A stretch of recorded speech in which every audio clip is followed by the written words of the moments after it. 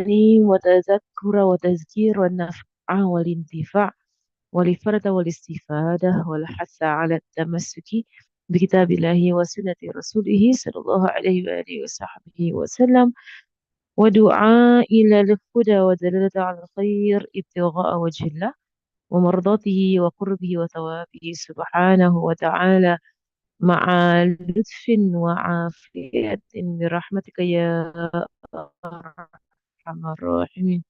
اللهم إنا نسألك علما لدني ومشرب الصوفي الهاني يا وهاب يا غني. اللهم إنا نسألك علما لدني ومشرب الصوفي الهاني يا وهاب يا غني. اللهم إنا نسألك علما لدني ومشرب صافي الهاني يا وهاب يا غني. وصلى الله على سيدنا محمد وعلى آله وصحبه وسلم والحمد لله رب العالمين. آمين آمين يا رب العالمين. الحمد لله الحمد لله الحمد لله. We continue with our book, Khuluquna, Alhamdulillah. And we are continuing with the book and, that we have taken in the course of the of studying the book Khuluqana, another book, which is the Adila Ahl Sunnah wal Jama'ah, right? The proofs of Ahl Sunnah wal Jama'ah. And all of this, inshallah, to encourage people more on worship and also to have healthy conversation with people instead of going into argumentation. So again, a reminder that it's not to hold on to the words of Habib Omar, where he said not where he said to avoid argumentation with people. And there are people who just they just love to argue. And if you sense that what they just want is just to argue, then just sense keep your salams and walk off. Right? Don't bother in trying to engage with them. And you can tell people who just love to argue. And those who are like, if that you know me, you're close to me, whenever you get into argument, I will just walk off. I don't like going back and forth. So it's just either you just hear it and then take it if you want to, leave it if you want to. But don't do this back and forth things. It's a waste of time. No, it's frustrating. It's a waste of time.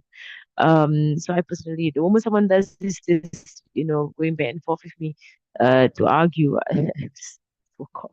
I'll just literally, it stop talking to that person. Because it is not the sunnah.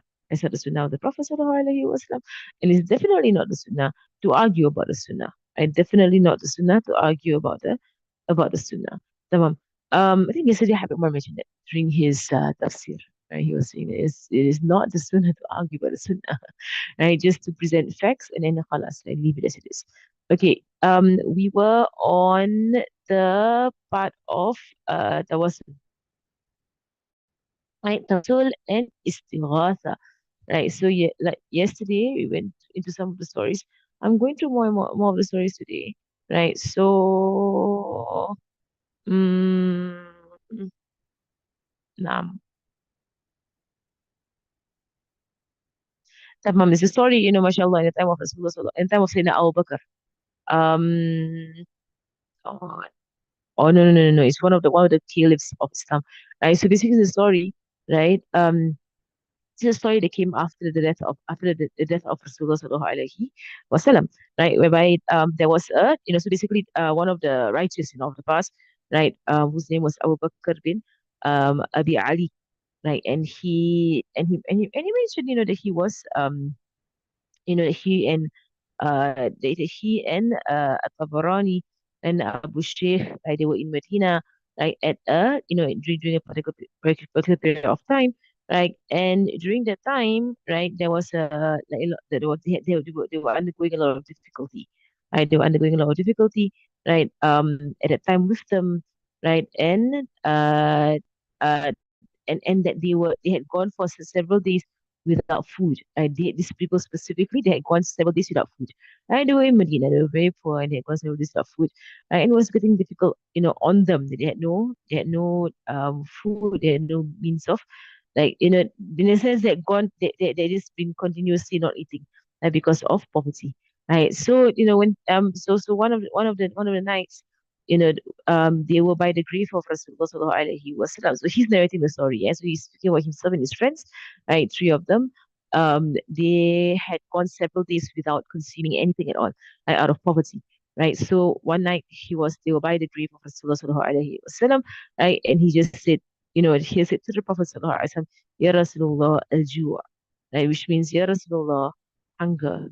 Like hunger, I'm very hungry. Say, Ya Rasulullah, hunger, right? Uh, and then so his friend said to him, Tabarani said to him, sit down, right? And either risk will come to us or death will come to us because they had gone for several days without food. I said, either risk will come to us or death will come to us, right? So so they sat, right? And then someone came to the door. Suddenly, someone came to the door, right? And they went to the door and they opened and they saw two young boys, right? They saw two young boys, right? And they had food with them, right? And they were shocked, right, as to where this food came from, right? And they said, and this young boy said that they were sent by the Prophet sallallahu alaihi wasallam. The Prophet had come to them in their dreams and told them that there are people by his grave and they are guests, right, in Medina, right, and they are hungry. Subhanallah. Right? This is one of the examples of istighatha, right? Istighatha, going to someone who has passed away, right? Like how you go to somebody who is alive, right? Simple as that. It's the same concept. It's nothing complicated. Right? The same concept. Like even if you come to a town and you're hungry and you have nowhere to go, you don't know anyone, right? You go to the house of someone that you would, you could ask from, right? And you go to the house and you to them, do you have any food to give us? You, could you help us? You would do that, right? You speak to someone who is alive. Or you speak to someone in the town, right? And the Rasulullah Sallallahu Alaihi Wasallam is someone in the town, right? He is someone in Medina, right? So, and there have been many stories, right? Many stories of people who come to the grave of Rasulullah Sallallahu Alaihi Wasallam and they would complain. And they would complain to the Prophet Sallallahu Alaihi Wasallam, Ya Rasulullah, hunger, Ya Rasulullah, like, I'm a guest in your town and I have nowhere to stay. Ya Rasulullah, I'm this, I'm that, and before they know it, right, within a few minutes, someone appears, right, by the grave of Rasulullah sallallahu alaihi wasallam. Someone comes, right, someone comes by the grave of Rasulullah sallallahu alaihi wasallam and invites them over to their house, and when they ask, right, they say, yeah, well, Rasulullah came to me in my dreams and told me, right, there's someone by my grave, who needs shelter or who needs food or who needs this or who needs that, mashallah. Right, so it's something very common. Right, that has happened to many, many, many people. Then when they come to Medina, Rasulullah Sallallahu Alaihi Wasallam will send someone who is present in Medina, right, to host this person. Right? So I know many, many examples of this. And it's not impermissible. And you're not, as I mentioned yesterday, you're not praying to the Prophet Sallallahu Alaihi Wasallam. No one's praying to the Prophet Sallallahu Alaihi Wasallam. But it's just human nature that you need help. You ask for help. Right? As simple as that. So that's how you can ask someone who's alive for help. You can ask someone who's dead for help, right? Because in our religion, like very simple, the concept of life and death is simply, being in different realms. That's all. There's the only difference between life and death. Right? You're in the realm of dunya or in the realm of barzakh. As simple as that. Right? It's not complicated. Right. So tamam.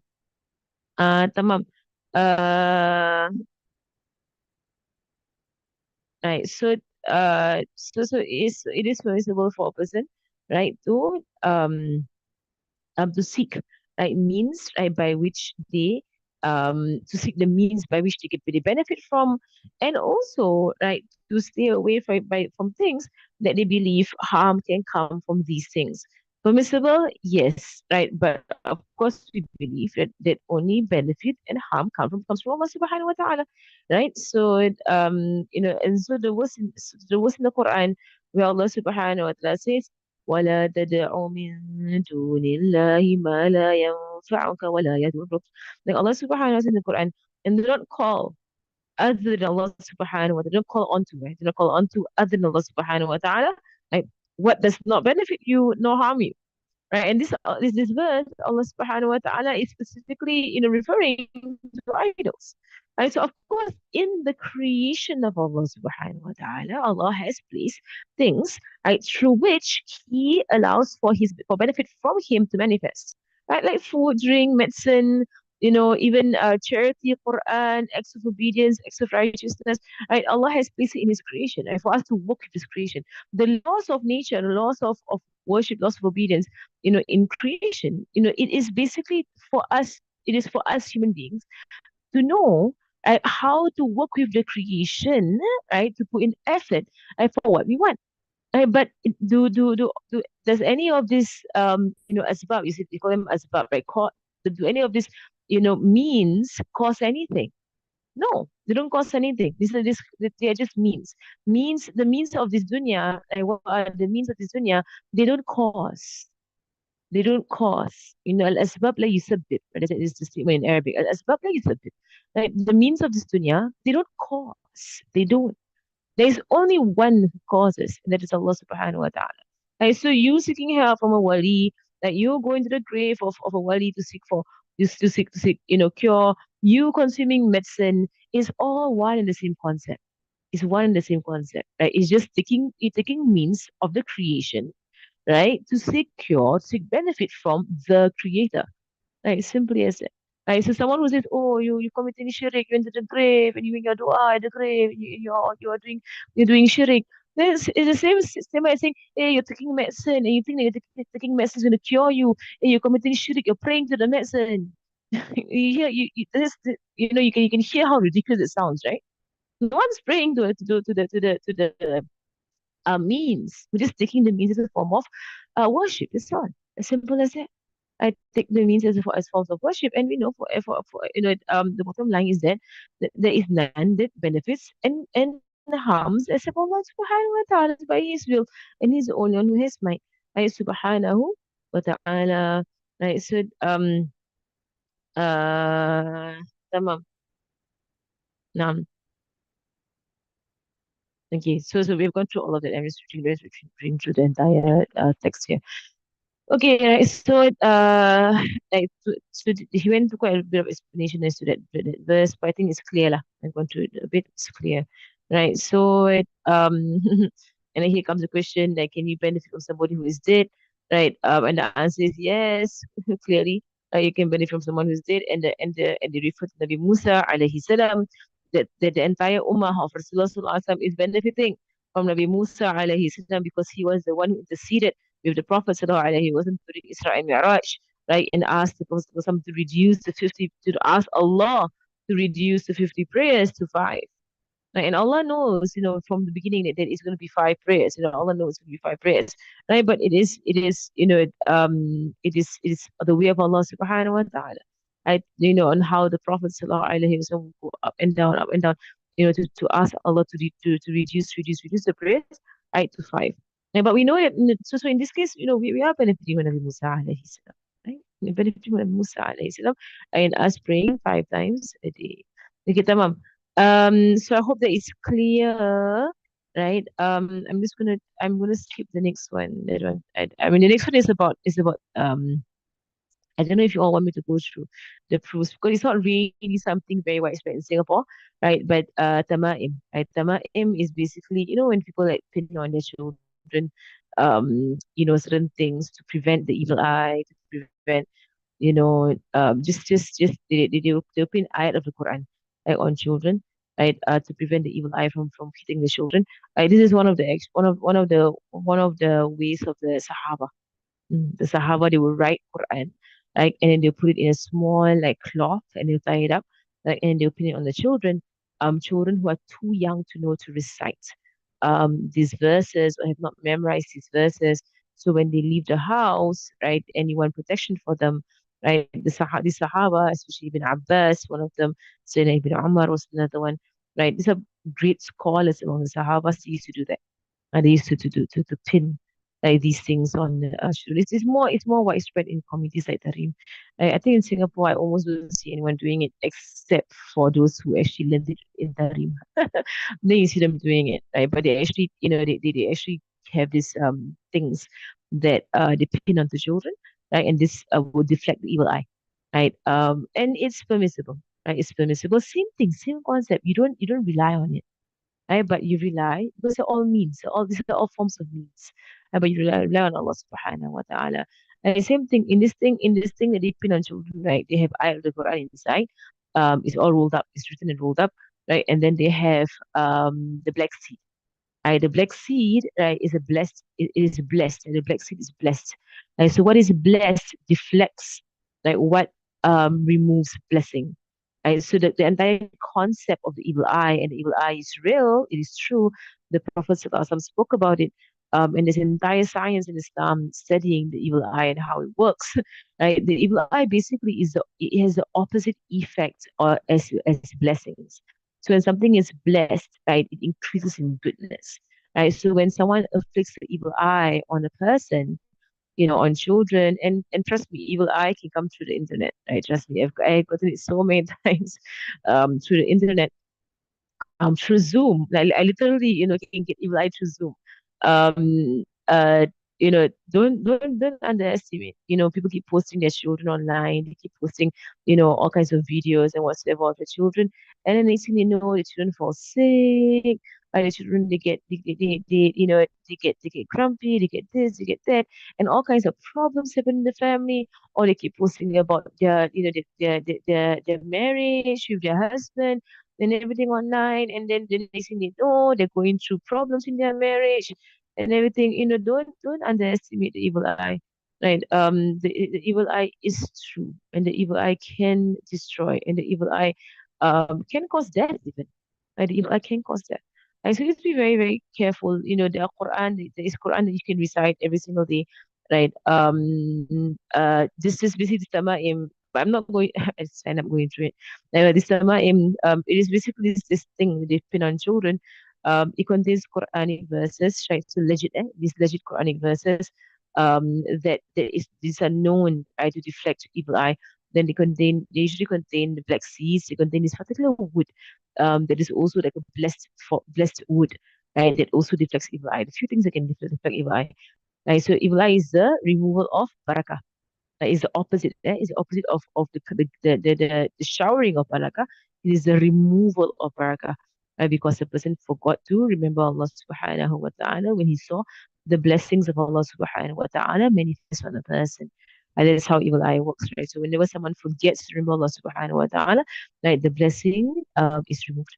Right. So Allah Alam. Right. So I'm gonna go to the next chapter. I know there are a few questions here. Um, but I know in Singapore it's really not common people to use this tamaim.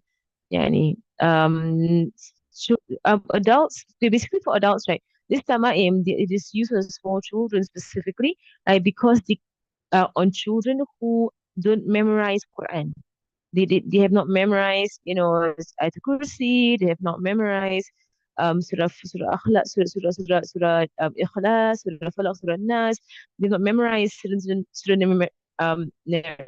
memorize certain recitations that block off the evil eye that has come to us from the Prophet. Sallallahu Alaihi Wasallam. How do you block off evil eye with recitations, with these recitations? Right. So for us adults, we fight lah. Adults. Eh. Like what you want to pee on yourself, you can decide, right? You're an adult. Of course, the al-asl, right? So what is original is to recite these verses, as protection. Like we visit this morning, do Yasin every day, before you leave your house, do Ayatul Kursi. There are many, many ways, of recitation. And in fact, the Khulasa is filled with du'as that you can recite, morning and evening, Ratib al-Haddad. You can do like all of these things, they aim at protecting a person, from the evil eye. Right, but so the Sahaba specifically, they will write these verses that they know from Rasulullah to be protection, right, over a person. And again, these are all of these things are means. Allah is the one who protects. Right? We have one bottom line, right? One understood, fact of life. Right? Everything is means. They don't actually cause. Allah is the one who's causing, right? So, but the Sahaba, they would write it down and they'll pin on children that are too young to actually memorize all these verses, or to recite it for themselves, right? So these children, like remember, maybe they're like, babies in the cots, like toddlers, age one, age two, age three, right? And again, they will recite over the children as well. And so they will recite these verses over their own children, right, to protect them. But they also, pin on the children because sometimes, the kids go out or they play outside, and you're not there to recite over them before they leave the house. Allahu Alam. right? Or the caregiver forgets to recite over them, so they cannot pin it on their children. But for adults, you don't pin it yourself. Like you can recite your own dua. Recite your own dua. I don't take the shortcut and go and pin this stuff on yourself, right? But you can recite your own dua. Okay, but I know I've seen people they kind of pin this stuff on their pregnancy, they pin it on their on their bulging tummy and so on. You recite Yasin. So Yasin is more powerful, right? Inshallah, by Allah's power, because by Allah's power, it's more effective.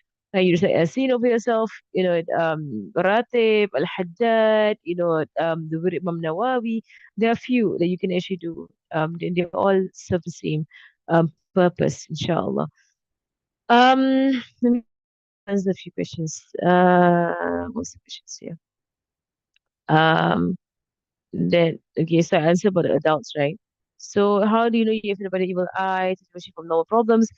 And sometimes you can't really differentiate, right?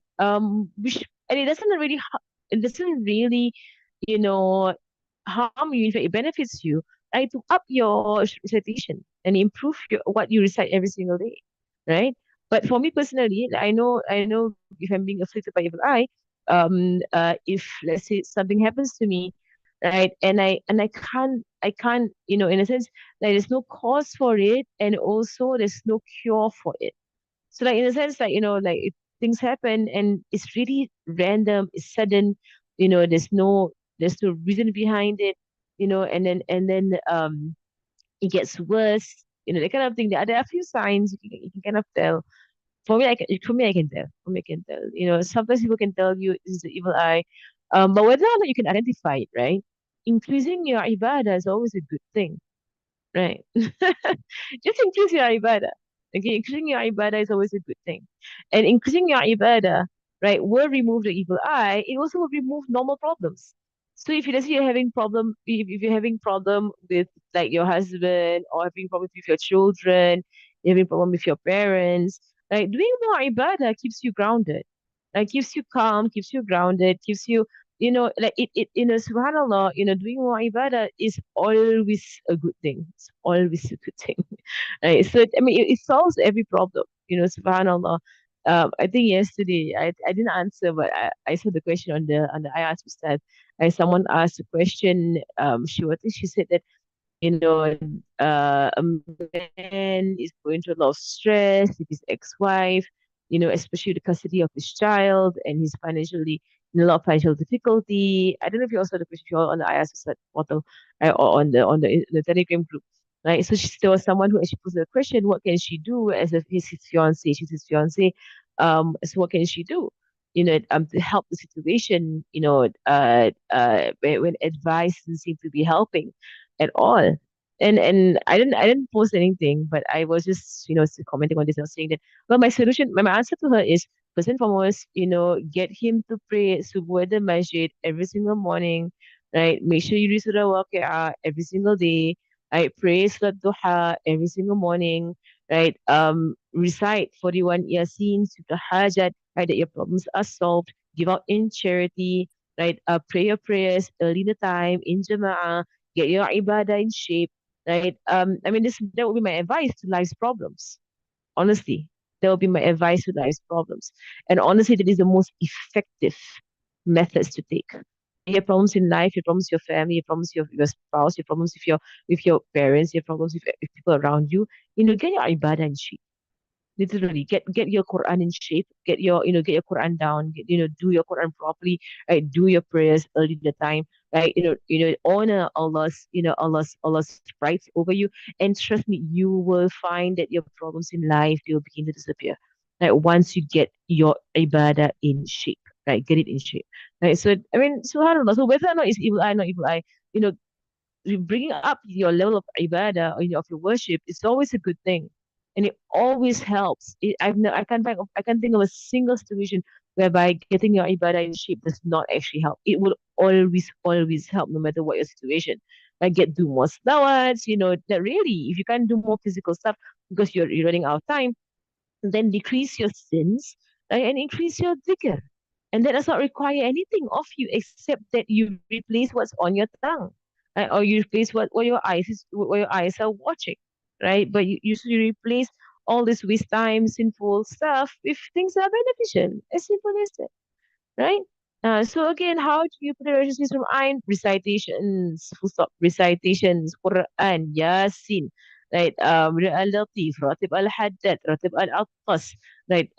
It's really, Surah al-Baqarah. If you run out of stuff to recite, put in Surah al-Baqarah, right? You've done that, put in Ali Imran. You done that, put in Nisa. I mean, seriously, like, have we done that? We have not, right? If you can't do Surah Baqarah, seven times Ayatul Kursi in the morning and the evening. Right? So many ways. There's so many ways, right, to protect yourself and your family from the evil eye. Right? But people are not doing it.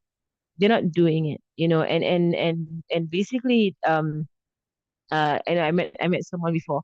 She was saying to me that she feels that her child is being afflicted by the evil eye. She was saying that and she wanted to go and see all the habaib or hababas, right, to kind of get his a child resetted over, right. And then she asked me if I could bring her, and I said to her, yeah, I could bring her. I know of people whom I can bring her to, right, who can recite, right. And then so I said to her, just tell me when, and I'll arrange for you. And I think after a few days, she didn't get back to me. So I texted her and I said, "Are you okay? Is your child okay? Do you still want to go see the Habib, right, about the evil eye of your child?" And then she was like, "Well, she thought about it, and then she just realized she's not been doing her wirid, she's not been doing her Latif, she's not been doing her Yasin, she's not been doing what she's supposed to be doing every single day with regards to recitations." And so she thought to herself, she's gonna get that in shape first. I get that in order first, right? Then if the problem still prolongs, then she'll go and seek help, outside. It's like somebody who's sick, like they have all kinds of illnesses, and they want to go see the doctor, but they're not gonna not they don't want to rectify their diet first. Right, rectify what you consume every single day, right? The first thing you should do is rectify what you consume every single day, right? Bring your weight down, reduce the sugar, right? Reduce I mean, fix yourself first, right? Because if you go to the doctor, the first thing the doctor will tell you is that you're overweight, you're taking too much sugar, you're having a very unhealthy lifestyle, right? They will tell you that, and they want, and I mean, a good doctor will say that to you. Instead of giving you, prescriptions straight away, they will say to you, you know what, you're not living a very healthy life. Right, same thing with the Hawaii and the Mashai. Like, if you come to them and you say, "Oh, I have evil eye, I have this, I have that, I have all kinds of problems," right? The first thing they'll say, "What are you doing every day as your video? Like, why are you reciting every day? Are you doing anything every single day?" Right? And if they, "Oh, I actually don't," and that's your problem right there. Like, that's why you're so sick. You're not doing enough recitations every day. You got to get your Latif in. You got to get your Yasin in. You got to get your 11, Ikhlas in the morning and the evening in. You got to get, a few things. You got to get it in. Istighfar. Subhanallah. So mashallah, she said to me, I was like, mashallah, she figured it out herself. She was like, she doesn't want to go to the Habib because she's not actually doing the awrat that she's supposed to do. Right. That's why, for me personally as well, whenever I kind of dip in my outlet, right, the evil eye comes back. And I know it's just to keep me on my toes that I shouldn't be dipping, or be, neglectful in my outlet. Outlet meaning like your daily recitations, and we all know, we lack, right? We lack how much Quran we do, we lack how much Yasins we do, we lack how much, zikr we do, we just so lacking. And then we just keep wanting to go to Habib or want to go to, get Zamzam and sprinkle Zamzam everywhere. We want all the shortcuts, eh? We want all the shortcuts. And you don't want the work, right? Do the work. Sit down and recite your Quran for goodness sake, for God's sake, subhanahu wa ta'ala. Okay, tamam. Okay, time's up. I'm gonna do ziyarah of the grave tomorrow, inshallah. Next part is ziyarah of the grave. It's quite interesting, mashallah. It's all interesting, and I hope this is basically building your understanding, of how all these things work. And inshallah, and it builds our relationship with Allah Subhanahu wa Taala. Barakallahu fikum. So basically, with the chapter on visiting the graves, there is a section on recitation of Quran for the deceased, right? Doing acts of worship, and gifting it to the deceased, right? And there is also a commentary on the verse, whereby Allah Subhanahu wa Taala says, right? وَأَن لَيْسَ لِلْإِنسَانِ إِلَّا مَا سَعَى, right? And a human being can only get what he strove for, and also the hadith that yesterday someone mentioned, right? Where Rasulullah said that someone passes away, his deeds are all cut off except from three. I said even we have a commentary on that. All right. So tomorrow lah, inshallah, tomorrow. And also about touching graves, and those who like to wipe the those like to wipe the the tombstone, the stone, is it permissible? Right. I tell you offhand, it is makruh. The ruling is makruh to actually go to the grave and like wipe. But we'll go through the proofs. So it is a very fair academic study, of all of these things, going to the hadith and Quran, and the ways of the scholars. Tamam. And then some of the issues around grace and so on. If you want to go through them, I think you can skip lah. A lot of things can skip because it doesn't really apply to us. Tamam. They even have this one kissing the hands of the ulama. You can kiss anyone's hands as long as it's halal, only to touch it person. I mean, you can kiss whoever's hands you want. Like, kiss children's hands if you want to. Kiss ulama hands if you want to. Kiss your own hands if you want to. I mean, kissing hands is mubah. Yani. Okay, so anyway, this book is not translated. I'm doing an Arabic book. It's not translated. بارك الله فيكم وصلى الله على سيدنا محمد وعلى آله وصحبه وسلم والحمد لله رب العالمين. الفاتحة أن الله رزقنا منافعا وعملا خاصة. بسم الله الرحمن الرحيم. الفاتحة.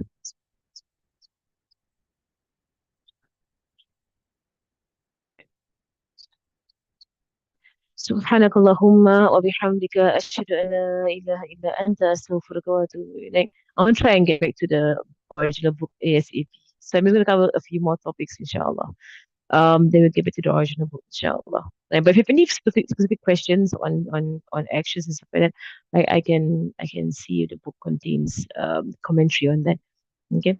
Assalamu alaikum wa rahmatullahi wa barakatuh.